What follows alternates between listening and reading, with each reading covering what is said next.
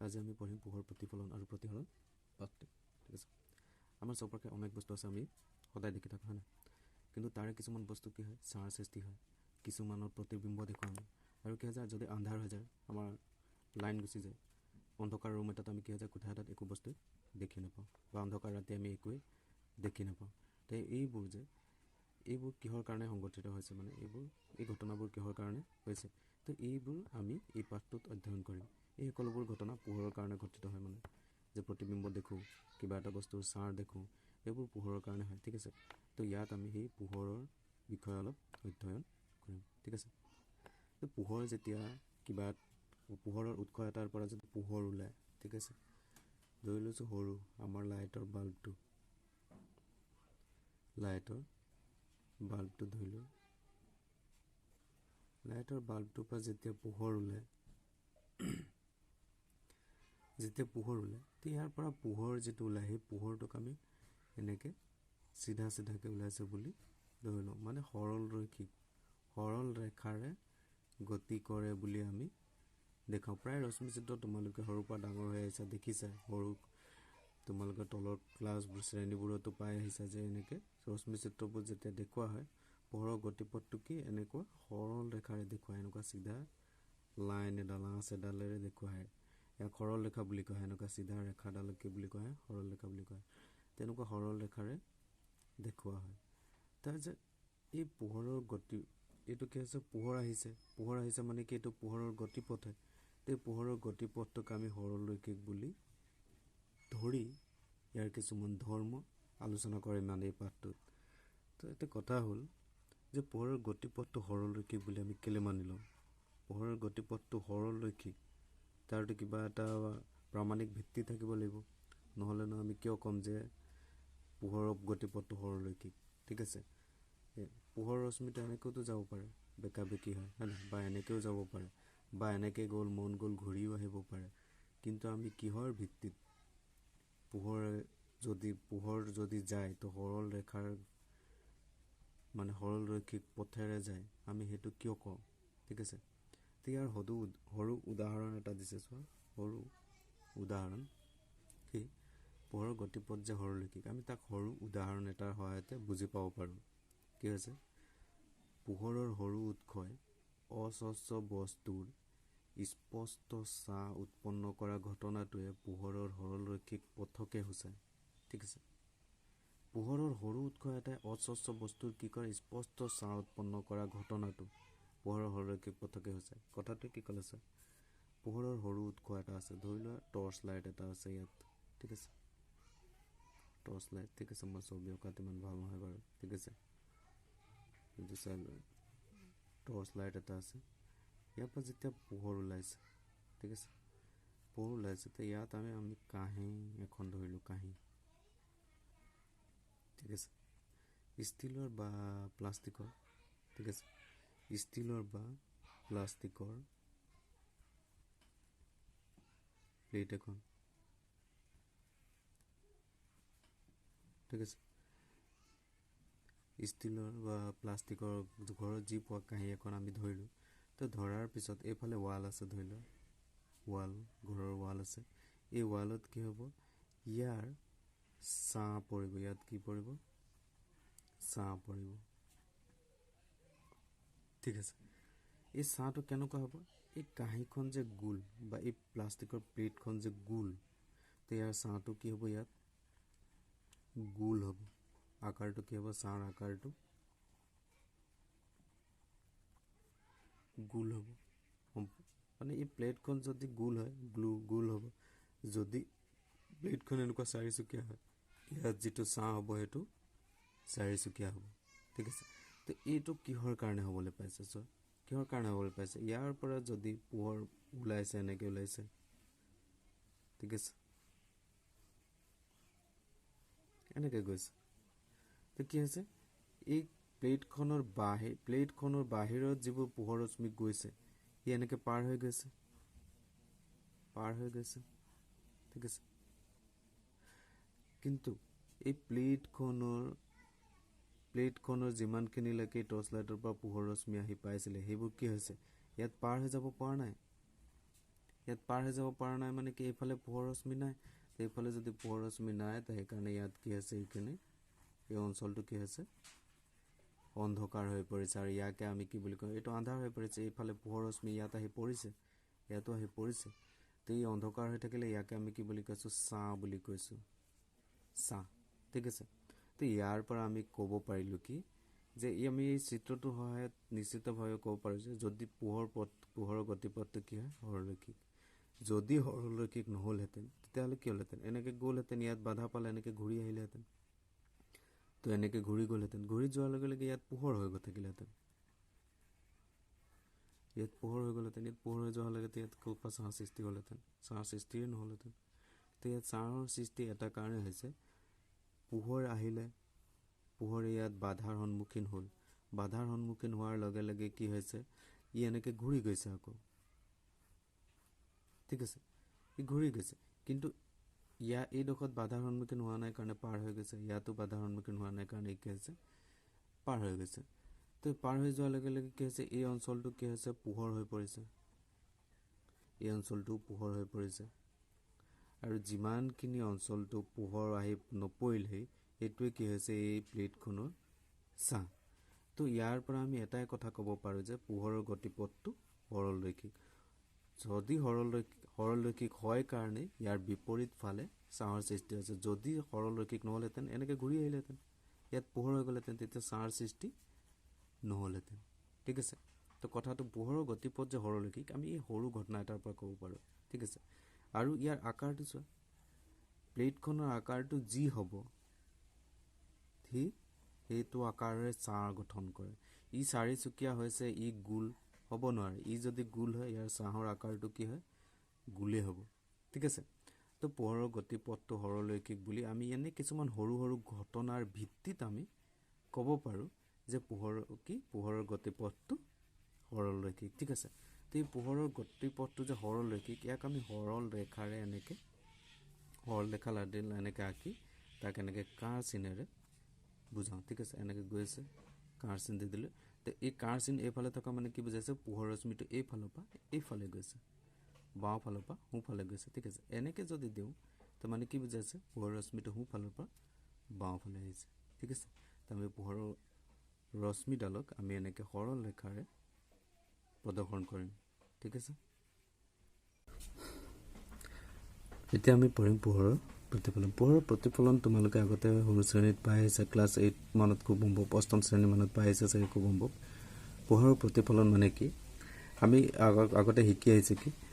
পোহৰৰ প্ৰতিফলনৰ বাবে আমি বস্তু দেখি পাওঁ, হয় ন। পোহৰৰ প্ৰতিফলন ধৰ্মটোৰ বাবে, পোহৰে যে প্ৰতিফলন কৰে তাৰ সেই ধৰ্মটোৰ বাবে আমি কি হয় বস্তুবোৰ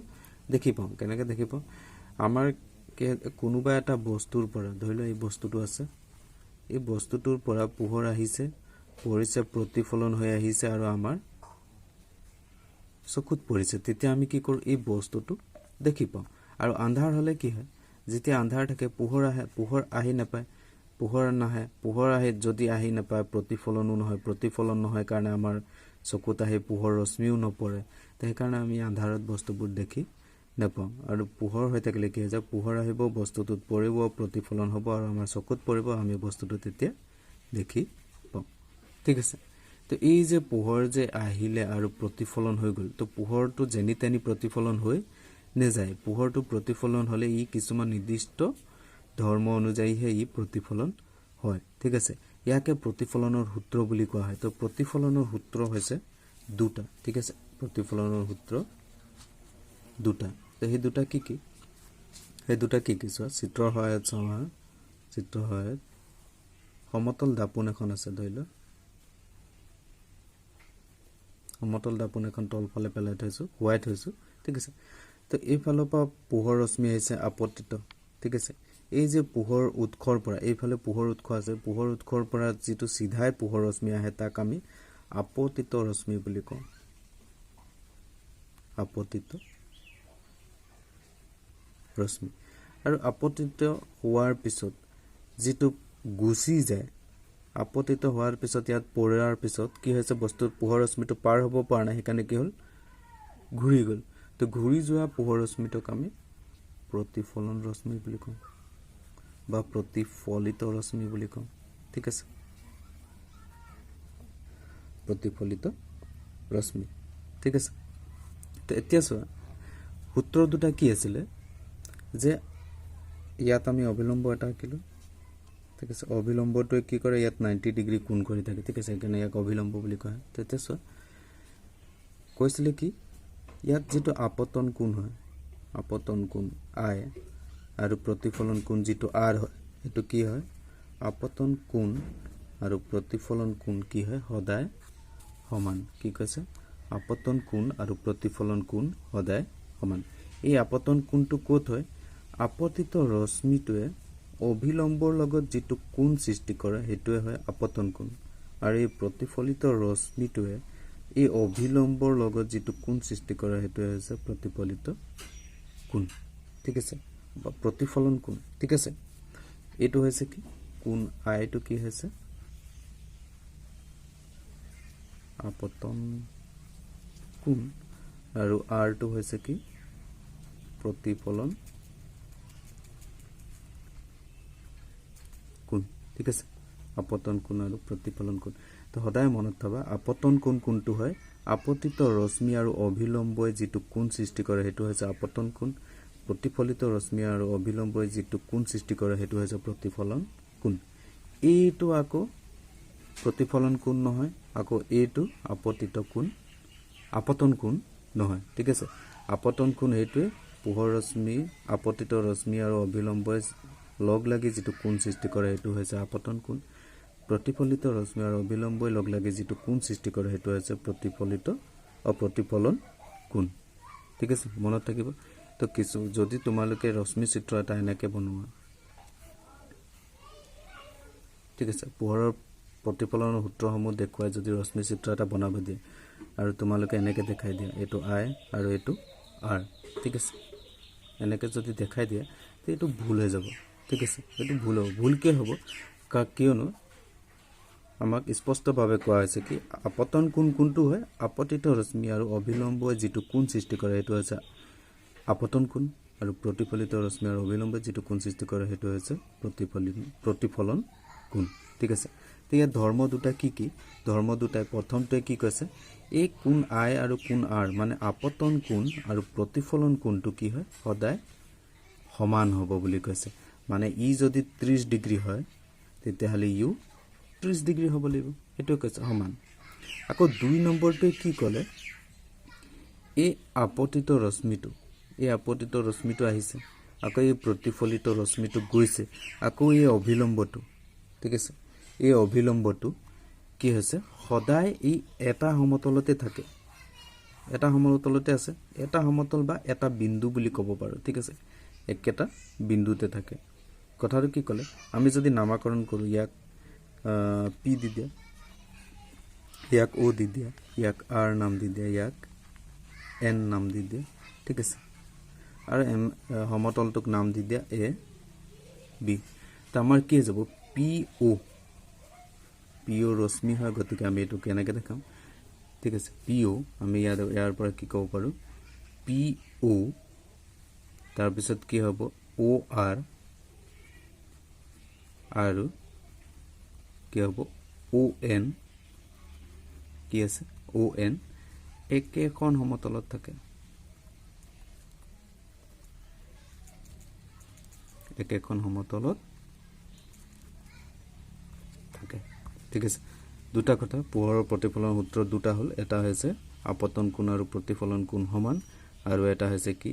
আপতিত ৰশ্মি এটো পিওটো আপতিত ৰশ্মি ও আৰ টো কি হয় প্ৰতিফলিত ৰশ্মি আৰু ও এন টো কি হয় অভিলম্ব ঠিক আছে লিখোতে এনেকৈ লিখিম আপতিত ৰশ্মি প্ৰতিফলিত ৰশ্মি আৰু অভিলম্ব সদায় একেখন সমতলত থাকে ঠিক আছে একেখন সমতল বা একেটা বিন্দুত থাকে হেতু কথা ক'লেও ভুল নহব ঠিক আছে তো পোহৰৰ প্ৰতিফলনৰ সূত্ৰ ইমানে আছিল কিন্তু আমি ইয়াত এটো কি লৈছিলো এটো হয় কি সমতল দাপনৰ ক্ষেত্ৰত কিছুমান কথা আমি আগতে পাই আহিছিল কি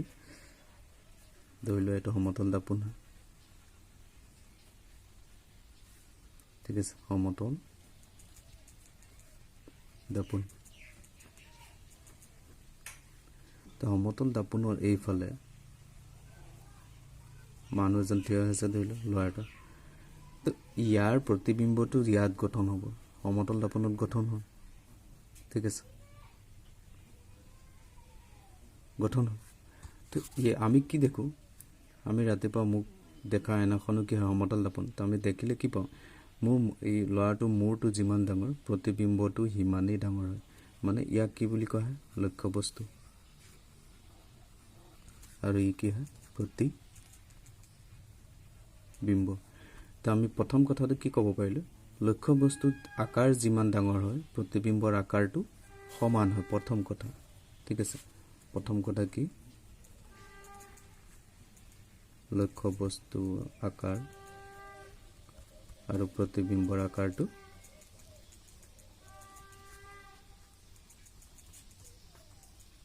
কি হয় সমান ঠিক আছে আৰু কি হৈছে ই আইনাখনৰ পৰা দাপোনখনৰ পৰা এটা নিৰ্দিষ্ট দূৰত্বত আছে প্ৰতিবিম্বটো নিৰ্দিষ্ট দূৰত্বত আছে ধৰি লৈছোঁ দাপোনখনৰ পৰা লক্ষ্য বস্তুৰ দূৰত্বটো ইউ আৰু দাপোনখনৰ পৰা প্ৰতিবিম্বৰ দূৰত্বটো ভি যদি হয় তেতিয়াহ'লে কি হ'ব লক্ষ্য বস্তুৰ দূৰত্ব আৰু প্ৰতিবিম্বৰ দূৰত্ব সদায় সমান হ'ব ঠিক আছে এই কথাটো মনত থবা সমতল দাপোনৰ ক্ষেত্ৰত এইবোৰ কাম হয় এইবোৰ এটা ধৰ্ম বুলি ক'ব পাৰে সমতল দাপোনৰ ক্ষেত্ৰত লক্ষ্য বস্তুৰ দূৰত্ব যিটো হ'ব প্ৰতিবিম্বৰ দূৰত্বটো সমান হ'ব লক্ষ্য বস্তুৰ আকাৰ যিটো হ'ব প্ৰতিবিম্বৰ আকাৰ সদায় লক্ষ্য বস্তুটোৰ লগত সমান হ'ব ঠিক আছে আৰু এটা কথা কয় কি 3 নম্বৰটো যিটো প্ৰতিবিম্ব আহে যে যিটো প্ৰতিবিম্ব গঠন হয় এই প্ৰতিবিম্বটো দাপোনৰ পিছফালে গঠন হৈছে গতিকে ই অক্ষত প্ৰকৃতিৰ ইয়াৰ প্ৰকৃতিটো কি হয় অক্ষত আৰু ই ওপৰ ফালে যদি আছে তো প্ৰতিবিম্বটো ওপৰ ফালে থাকে যদি উল্টা হৈ থাকে তেতিয়াহ'লে প্ৰতিবিম্বটো উল্টা হৈ থাকে ই যদি এনেকে থাকে তেতিয়াহ'লে প্ৰতিবিম্বটো এনেকে থাকে তো মানে কি হৈছে লক্ষ্য বস্তুটো যেনেকুৱা প্ৰতিবিম্বটো ঠিক সেইদৰে থাকে তো সেইকাৰণে কি হ'ব প্ৰতিবিম্বটো থিয় বুলি কোৱা হয় কি বুলি কোৱা হয় থিয় মানে লক্ষ্য বস্তু সাপেক্ষে প্ৰতিবিম্বটো কেনেকুৱা আছে লক্ষ্য বস্তু ওপৰ ফালে মূৰ কৰি আছে প্ৰতিবিম্ব ওপৰ ফালে মূৰ কৰি থাকে তলফালে আছে মূৰ কৰি তো তলফালে থাকে এইফালে মূৰ কৰি আছে তো আইনাৰ ফালে তো ইয়াৰ প্ৰতিবিম্বৰ মূৰটো আইনাৰ ফালে মূৰ কৰি থাকিব তো সেইটো কৈছে যে কি যদি প্ৰতিবিম্বটোৰ লক্ষ্য বস্তু যেনেকুৱা আছে প্ৰতিবিম্বটো ঠিক সেইদৰেই আছে তেতিয়াহ'লে তাক থিয় বুলি কৈছে আকৌ দাপোনৰ পিছফালে গঠন হয় কাৰণে অক্ষত বুলি কৈছে এইটো কি হয় প্ৰকৃতি কিহৰ প্ৰকৃতি কাৰ প্ৰকৃতি হয়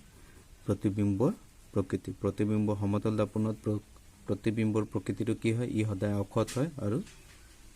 থিয় হয় অক্ষত এটা কাৰণে দাপোনৰ পিছফালে গঠন হয় আৰু থিয় কেলে কৈছোঁ লক্ষ্য বস্তু যেনেকুৱা হয় প্ৰতিবিম্বটো ঠিক সেইদৰে অৱস্থান কৰি থাকে ঠিক আছে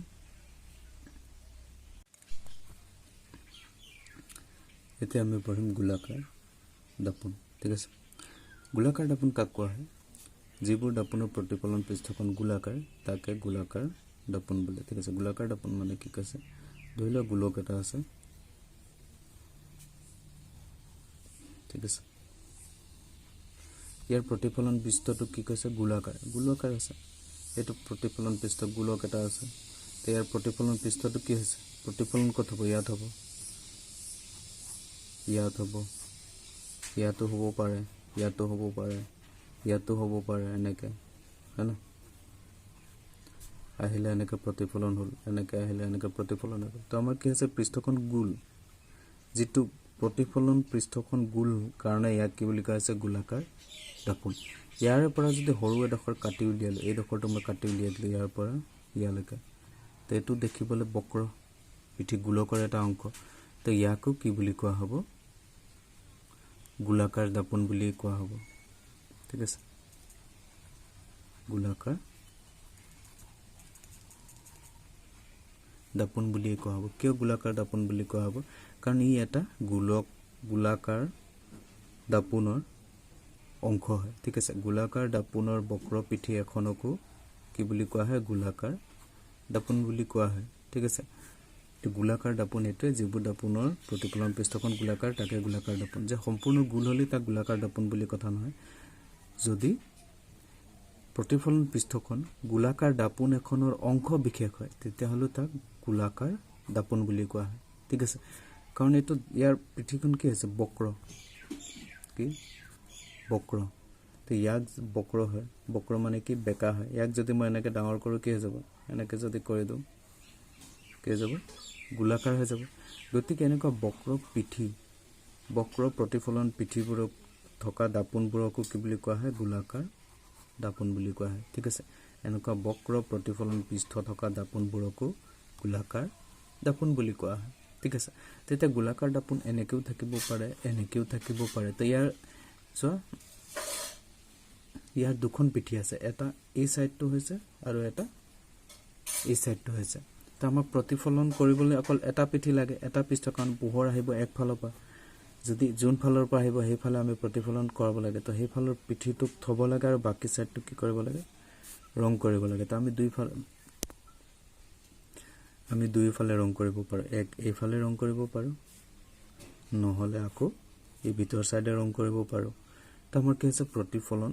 দুইফালে হ'ব পাৰে। ঠিক আছে, এইটো ক্ষেত্ৰত চোৱা, আমি ইয়াত যেতিয়া বাহিৰ ফালে ৰং কৰি দিলোঁ তো প্ৰতিফলন ভিতৰ ফালে হ'ব, এনেকৈ ইয়াত প্ৰতিফলন হ'ব। আকৌ ইয়াত যেতিয়া ৰং কৰি দিলোঁ এনেকৈ, এইটোক যেতিয়া ৰং কৰিলোঁ ভিতৰ ফালে, তো আমাৰ প্ৰতিফলন কি হ'ব, বাহিৰ ফালে হ'ব। ঠিক আছে, প্ৰতিফলন বাহিৰ ফালে হ'ব। বাহিৰ ফালে ৰং কৰোঁতে ভিতৰ ফালে প্ৰতিফলন হৈছে, আৰু ভিতৰ ফালে ৰং কৰি দিওঁতে বাহিৰ ফালে প্ৰতিফলন হৈছে। মানে এনেকুৱা বক্ৰ পিঠি এখনৰ দুখন প্ৰতিফলন পৃষ্ঠ হ'ব পাৰে, কিন্তু আমাক এটা লাগে। সেইকাৰণে আমি কি কৰিছোঁ, এক চাইডে ৰং কৰি দিলোঁ। তো ৰং কৰি দিয়াৰ লগে লগে আমাৰ প্ৰতিফলন পৃষ্ঠখন কেনেকুৱা হৈছে তাৰ ওপৰত নিৰ্ভৰ কৰি ইয়াক আমি অৱতল বা উত্তল দাপোন বুলি কওঁ। ঠিক আছে, উত্তল বা অৱতল দাপোনৰ ওপৰত বিভক্ত কৰা হৈছে। ঠিক আছে, কি হিচাপে, এই যে বক্ৰ পিঠি এখনত প্ৰতিফলন পৃষ্ঠখন কেনেকুৱা হ'ব, কাৰণ এক চাইডে ৰং কৰি দিবই লাগিব আমি, তেতিয়াহে প্ৰতিফলন হ'ব, নহ'লে কি হৈ যাব, পোহৰটো আহিব পাৰ হৈ যাব। তো আমাক পোহৰ পাৰ হ'ব দিব নালাগে, আমি একফালে ৰং কৰি দিম। একফালে ৰং কৰি দিলে কি হ'ব, এই এনেকুৱা দুটা হ'ব, এনেকুৱা এইফালে প্ৰতিফলন হ'ব পাৰিব, এইফালে। ঠিক আছে, এই বেকা ভিতৰ ফালে প্ৰতিফলন হ'ব পাৰে আৰু এইফালে বাহিৰ মুকলি ফালেও প্ৰতিফলন হ'ব পাৰে।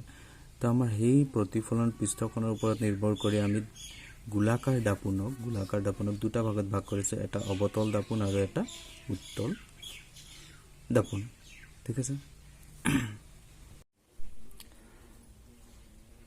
যিবিলাক গোলাকাৰ দাপোনৰ প্ৰতিফলন পৃষ্ঠ ভিতৰলৈ বক্ৰ, অৰ্থাৎ গোলকটোৰ কেন্দ্ৰৰ দিশে মুখ কৰা, সেইবিলাকক অৱতল দাপোন বোলে। ঠিক আছে, কেন্দ্ৰৰ দিশে মুখ কৰা মানে মই যদি দাপোনখন লওঁ, ইয়াৰ বাহিৰ ফালে ৰং কৰি দিলোঁ। ঠিক আছে, বাহিৰ ফালে ৰং কৰি দিয়াৰ পিছত কি কৰা হৈছে, ইয়াক যদি মই এনেকৈ গোল কৰি দিওঁ, যোনফালে বক্ৰ হৈ আছে সেইফালে এনেকৈ গোল কৰি দিলে কেন্দ্ৰটো এইটো হ'ব। তো ইয়াৰ প্ৰতিফলন পৃষ্ঠখন এইখন হৈ গ'ল, এই ভিতৰ চাইডটো।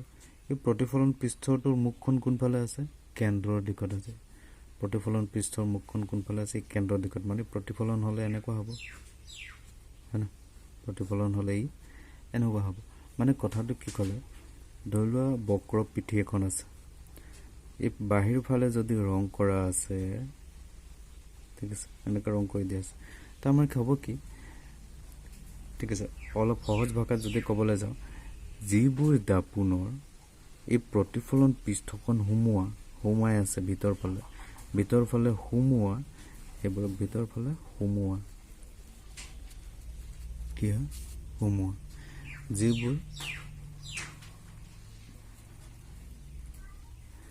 যিবোৰ দাপোনৰ প্ৰতিফলন পৃষ্ঠখন কি আছে, বাহিৰ ফালে ৰং কৰি দিয়া হৈছে, তো প্ৰতিফলন পৃষ্ঠখন সোমোৱা, ভিতৰ ফালে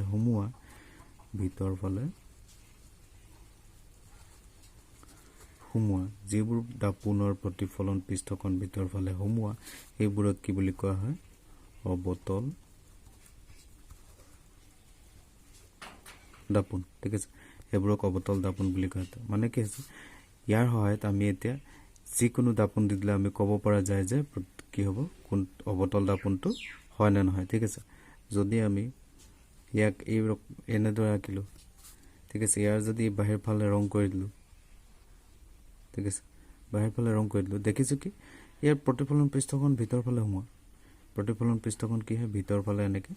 সোমাই আছে। তো প্ৰতিফলন পৃষ্ঠখন ভিতৰ ফালে সোমাই আছে, গতিকে কি হ'ব, অৱতল দাপোন। ঠিক তেনেকৈ মই যদি এনেকৈ আঁকোঁ, ইয়াৰ এইফালে বাহিৰ ফালে যদি ৰং কৰি দিলোঁ এনেকৈ, তো ইয়াৰ প্ৰতিফলন পৃষ্ঠখন কি হৈ গ'ল, এতিয়া সোমাই থকা আছে, ভিতৰ ফালে সোমাই আছে, গতিকে সোমাই আছে কাৰণে কি হ'ব, ই অৱতল দাপোন হ'ব। আকৌ যদি মই এনেকৈ আঁকো, প্ৰতিফলন এই বাহিৰ ফালে ৰং কৰি দিলোঁ এনেকৈ, তো প্ৰতিফলন পৃষ্ঠখন ভিতৰ ফালে সোমাই আছে, গতিকে ই কি হ'ব, অৱতল দাপোন। ঠিক আছে, তো আমি কিতাপত সাধাৰণতে অৱতল দাপোনটোক এই ধৰণে দেখুওৱা হৈছে। ঠিক আছে, তো এইটোৱে কেৱল উত্তল দাপোন হয়। উত্তল দাপোন সেইবোৰ যাৰ প্ৰতিফলন পৃষ্ঠখন ভিতৰ ফালে সোমাই থাকে। তো এইটোও অৱতল দাপোন হয়, এইটো অৱতল দাপোন হয়, এইটোও অৱতল দাপোন হয়, এইটো অৱতল দাপোন হয়, যাৰ প্ৰতিফলন পৃষ্ঠখন সদায় কি হৈ থাকে, ভিতৰ ফালে সোমোৱা। ভিতৰ ফালে যদি প্ৰতিফলন পৃষ্ঠখন এনেকৈ সোমাই আছে, কোজা হৈ থাকে, তেতিয়াহ'লে এইটো কি বুলি কোৱা হ'ব, অৱতল দাপোন। ঠিক আছে, কেতিয়াও এনেকৈ চাই পিনে কৈ নিদিবা যে কি হয়, ধৰি লোৱা এখন আঁকি থোৱা এনেকুৱা আঁকা আছে, চিন ইটোৰ গতি এইদৰে ৰং কৰা আছে। ঠিক আছে, এইদৰে ৰং কৰা আছে, তো এই ৰং কৰাটো চাই তুমি কৈ নিদিবা কি এইটো ইয়াৰ নিচিনাই বেকা হৈ আছে, গতিকে ইও কি হৈ যাব, অৱতল দাপোন। ই অৱতল দাপোন নহয়,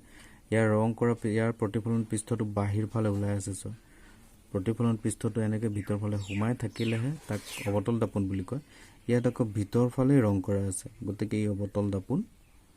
নহয়। ঠিক আছে, তো অৱতল দাপোন হ'বলৈ হ'লে কি হ'ব লাগিব, তাৰ প্ৰতিফলন পৃষ্ঠখন ভিতৰ ফালে এইদৰে সোমাই থকা হ'ব লাগিব। ঠিক আছে, তো যিবিলাক গোলাকাৰ দাপোনৰ প্ৰতিফলন পৃষ্ঠ বাহিৰৰ দিশলৈ বক্ৰ, তেনেবোৰ দাপোনক উত্তল দাপোন বোলা হয়।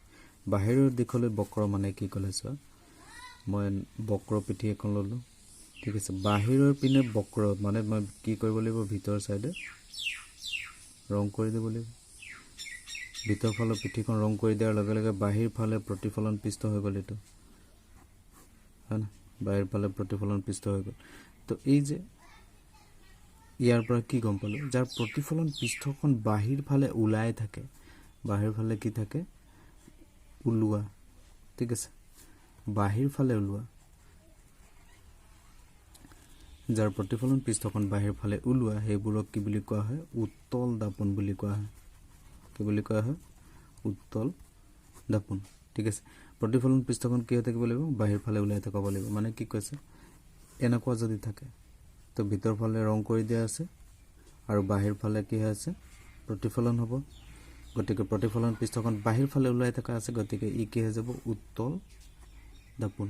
ঠিক আছে, ই কি হৈ যাব, উত্তল দাপোন। ঠিক তেনেকৈ আকৌ যদি এনেকুৱাকৈ আঁকি থোৱা আছে, আকৌ ভিতৰ ফালে এনেকৈ ৰং কৰি দিলে, তো বাহিৰ ফালে কি হ'ব, এতিয়া প্ৰতিফলন হ'ব পাৰিব। তো বাহিৰ ফালে প্ৰতিফলন পৃষ্ঠ আছে, তো বাহিৰ ফালে এনেকৈ প্ৰতিফলন পৃষ্ঠটো যদি ওলাই থকা হয়, পেটুৱা টাইপ হয়, যদি পেটুৱা, কি বুলি কৈছে, পেটুৱা। ঠিক আছে, প্ৰতিফলন পৃষ্ঠখন যদি পেটুৱা হয়, এনেকুৱা ওলাই থকা হয় বাহিৰলৈ, তাক কি বুলি কোৱা হ'ব, উত্তল দাপোন বুলি কোৱা হ'ব। আকৌ যদি এনেকৈ ল'লোঁ, এই ভিতৰ ফালে ৰং কৰি দিলোঁ। ঠিক আছে, তো এইটো কি হৈ যাব, বাহিৰ ফালে প্ৰতিফলন হ'ব মোৰ এতিয়া এনেকৈ। ঠিক আছে, তো এইটো হৈ যাব কি, উত্তল দাপোন। ঠিক আছে, তো কথাটো মন কৰিবা, চোৱা, দাপোন আছে। ঠিক আছে, এনেকৈ আছে, ইয়াৰ ভিতৰ ফালে ৰং কৰি দিলোঁ আৰু ইয়াৰ বাহিৰ ফালে ৰং কৰি দিলোঁ। তো এতিয়া চোৱা, প্ৰতিফলন পৃষ্ঠটো কেনেকুৱা হৈছে, ইয়াৰ ভিতৰ ফালে সোমাই আছে, গতিকে ই কি হয়, অৱতল দাপোন। ঠিক আছে, আৰু ইয়াৰ প্ৰতিফলন পৃষ্ঠখন বাহিৰ ফালে ওলাই আছে, গতিকে ই কি হৈ যাব, উত্তল দাপোন। ঠিক আছে, তো সদায় উত্তল দাপোন নে অৱতল দাপোন বাছি উলিয়াব যদি দিয়ে, সদায় তাৰ প্ৰতিফলন পিঠিখন চাবা। ঠিক আছে, প্ৰতিফলন পৃষ্ঠখন যদি সোমাই থকা থাকে, অৱতল দাপোন, আৰু প্ৰতিফলন পৃষ্ঠখন যদি ওলোৱা হয়, পেটুৱা টাইপ হয়।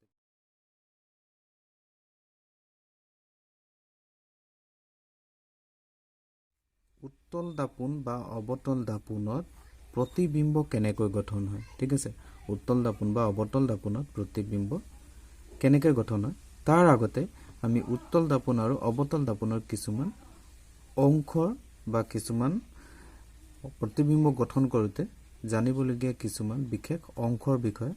জানি ল'ব লাগিব ঠিক আছে তো সেই অৱতল আৰু উত্তল দাপনৰ কিছুমান বিশেষ অংশৰ বিষয়ে আমি জানি লওঁ ঠিক আছে